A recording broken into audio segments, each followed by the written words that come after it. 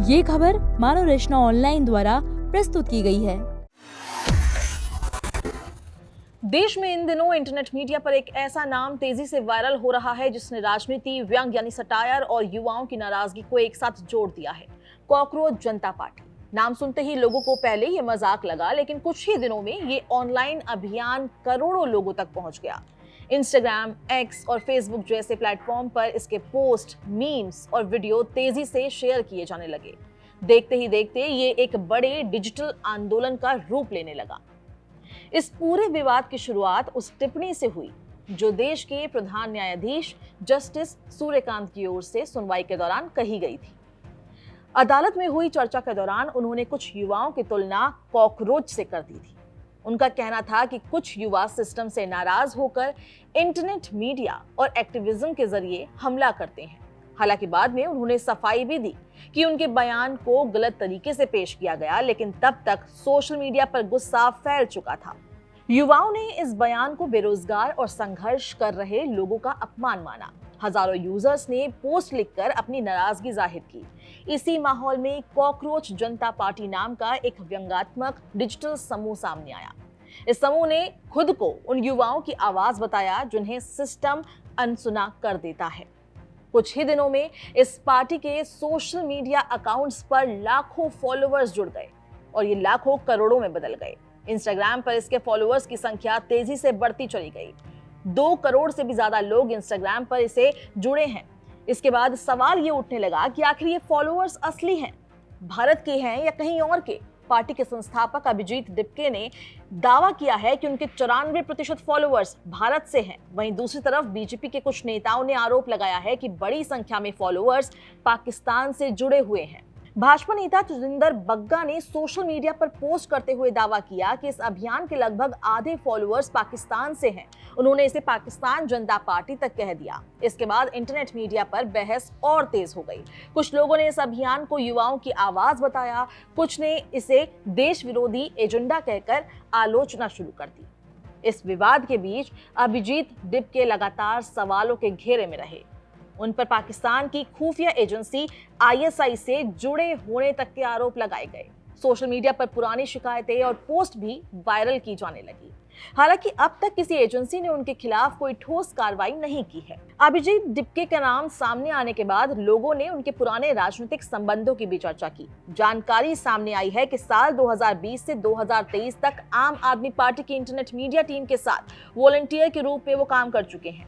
उन्होंने पुणे से पत्रकारिता की पढ़ाई की और बाद में अमेरिका की बॉस्टन यूनिवर्सिटी में जनसंपर्क विषय में पढ़ाई शुरू की। वहीं भाजपा सांसद निशिकांत दुबे ने भी इस मामले को लेकर सवाल उठाए। उन्होंने पूछा कि अमेरिका में पढ़ाई का खर्च कौन उठा रहा है और क्या किसी विदेशी संस्था से आर्थिक मदद मिल रही है। दूसरी ओर कांग्रेस नेता शशि थरूर ने इस पूरे मामले में अलग राय रखते हुए कहा कि लोकतंत्र में असहमति की आवाज को दबाना ठीक नहीं है। उनके मुताबिक जनता की भावनाओं को सामने आने देना जरूरी है। एक कोई अमेरिका के व्यक्ति ने, अब बताओ, भारत में अमेरिका के व्यक्ति ने इस नाम से, कॉकरोच पार्टी के नाम से बनाया और उसके 91% फॉलोअर कहां के हैं? पाकिस्तान और बांग्लादेश के। अब आप इसी से समझ सकते हैं बांग्लादेश में चुनी हुई सरकार को कैसे इन लोगों ने डिस्टर्ब। लेकिन ये भारत है, भारत का बच्चा बच्चा जय जय श्री राम बोलेगा। भारत का बच्चा बच्चा अपने कानून के पालन को, देश के लिए आत्मनिर्भरता के प्रयास को, अगर ईंधन की कमी है तो ईंधन बचाने को, पब्लिक ट्रांसपोर्ट यूज करने को, इसको देशभक्ति समझता है। ये लोग कितनों कोशिश कर लें, देश के जनजी को हिला नहीं पाएंगे। वो इनके खिलाफ जो जो इस समय कमेंट कर रही है, वैसे मैं एक नई बात भी देखा हूँ। अभी मैं देख रहा था कि कोई एक गधा कांग्रेस पार्टी भी बना दिया है और वो अपील कर रहा है गधा कांग्रेस पार्टी का सदस्य बनिए। कॉकरोच जनता पार्टी ने खुद को केवल मजाकिया संगठन तक सीमित नहीं रखा। इसने कई राजनीतिक और सामाजिक मुद्दों पर अपनी राय भी रखनी शुरू कर दी। एक तरह का डिजिटल घोषणा पत्र जारी किया गया जिसमें कई बड़े बदलावों की मांग की गई। इनमें महिलाओं को राजनीति में 50% आरक्षण देने, दल बदलने वाले नेताओं पर लंबे समय तक चुनाव लड़ने से रोक लगाने और सेवानिवृत्त जजों को राज्यसभा पद न देने जैसी बातें शामिल थी। इसके अलावा इस समूह ने नीट परीक्षा विवाद और शिक्षा व्यवस्था को लेकर भी सरकार पर निशाना साधा। वहीं शिक्षा मंत्री धर्मेंद्र प्रधान के इस्तीफे की मांग करते हुए सोशल मीडिया पर अभियान भी चलाया गया और एक्स पर कॉकरोच इज बैक का नया अकाउंट बनाकर पोस्ट डालने शुरू कर दिए। इस डिजिटल आंदोलन का असर केवल भारत तक सीमित नहीं रहा, पड़ोसी देश पाकिस्तान में भी इसी तरह के व्यंग्यात्मक अकाउंट सामने आने लगे हैं। वहां कॉकरोच अवामी पार्टी नाम से एक ऑनलाइन समूह बनाया गया और इस अकाउंट ने खुलकर यह स्वीकार किया है कि वो भारतीय डिजिटल ट्रेंड से प्रेरित है। कुछ ही समय में वहां भी हजारों लोग इससे जुड़ गए हैं। कॉकरोच जनता पार्टी की लोकप्रियता के पीछे सबसे बड़ी वजह इसका व्यंग्यात्मक अंदाज यानी कि सटायर माना जा रहा है। ये समूह मीम्स, मजेदार पोस्ट और इंटरनेट कल्चर का इस्तेमाल करके गंभीर राजनीतिक मुद्दों को उठाता है। ऐसा कहा जा रहा है युवाओं की इसकी भाषा और प्रस्तुति अपने जैसी लगती है और यही कारण है कि यह अभियान तेजी से वायरल हुआ है। इस समूह का टैगलाइन भी काफी चर्चा में रहा। उन्होंने खुद को आलसी और बेरोजगारों की आवाज बताया है। सदस्य बनने के लिए मजाकिया अंदाज में कुछ शर्तें भी रखी गई, जैसे हमेशा ऑनलाइन रहना, सिस्टम से नाराज होना और प्रोफेशनल तरीके से शिकायत करना। लोगों ने इसे हास्य और व्यंग के रूप में खूब पसंद किया। हालांकि जहां लोकप्रियता बढ़ती है वहां खतरा भी बढ़ जाता है। इसी का फायदा साइबर अपराधियों ने उठाना शुरू कर दिया है। इंटरनेट पर फर्जी सदस्यता फॉर्म और वेबसाइट्स वायरल होने लगे हैं। कई युवाओं को पार्टी ज्वाइन कराने के नाम पर ऑनलाइन ठगी का शिकार बनाने की कोशिश भी हुई है। मुरादाबाद के रहने वाले बिट्टू नामक युवक ने सोशल मीडिया पर एक आवेदन फॉर्म देखा। उन्होंने सदस्यता लेने के लिए फॉर्म भरना शुरू किया। फॉर्म पूरा होने के बाद मोबाइल पर एक ओटीपी आया। जैसे ही उन्होंने ओटीपी दर्ज किया, उनका मोबाइल हैक हो गया। हालांकि राहत की बात यह थी कि उनके बैंक में पैसे ही नहीं थे।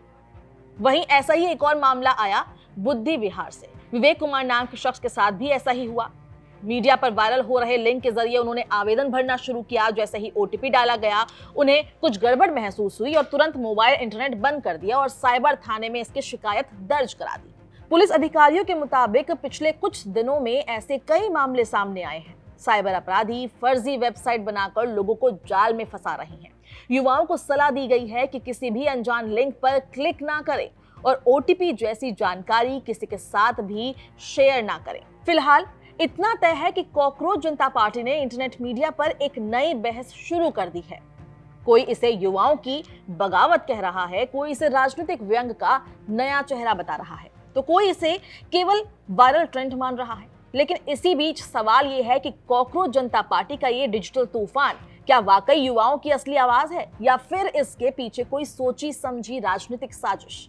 और सबसे बड़ा सवाल, क्या आपने भी इस ट्रेंड को सोशल मीडिया पर फॉलो किया है? हमें अपनी राय कमेंट बॉक्स में जरूर दीजिए। अगर आपको ये वीडियो पसंद आई है तो इसको लाइक और शेयर करें, अपने दोस्तों के साथ इसको जरूर शेयर करें और देश और दुनिया की बाकी अपडेट्स के लिए दैनिक जागरण को आज ही सब्सक्राइब करना ना भूलें।